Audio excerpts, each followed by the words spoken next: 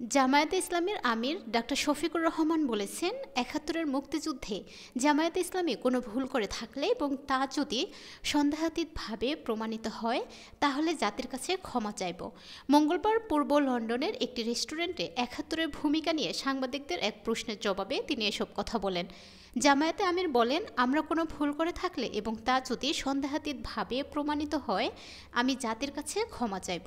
ব্রিটেনের কোর্ট চৌধুরী মঈনুদ্দিনের বিষয়ে বিচারের রায়ে আমাদের দেশে ওয়ার ক্রাইম ট্রাইব্যুনালের নামে যে বিচার হয়েছে তার অবজারভেশন এখানকার বিচারপতিরা সে রায়কে জেনোসাইড অব জাস্টিস বলেছে। ১৫টি বছর আমাদেরকে আমাদের অফিসে বসতে দেয়নি, আমাদেরকে কথা বলতে দেয়নি, আমাদেরকে কোনো র্যালি করতে দেয়নি, আমরা সাংবাদিকদের মাধ্যমে জাতির কাছে যেতে পারিনি। তিনি আরও বলেন, জাতিগতভাবে অনৈক্য এবং দুর্নীতির কারণে আমরা জাতি হিসেবে আগাতে পারিনি। দুর্নীতি আমাদের জন্য একটি জাতীয় লজ্জার বিষয়। যুক্তরাজ্য নিজেদের দুর্নীতি থেকে অনেকটা মুক্ত রাখতে পারার কারণে সারা বিশ্বে নিজেদের একটা মর্যাদাপূর্ণ স্থানে নিয়ে যেতে পেরেছে, কিন্তু আমরা পারিনি।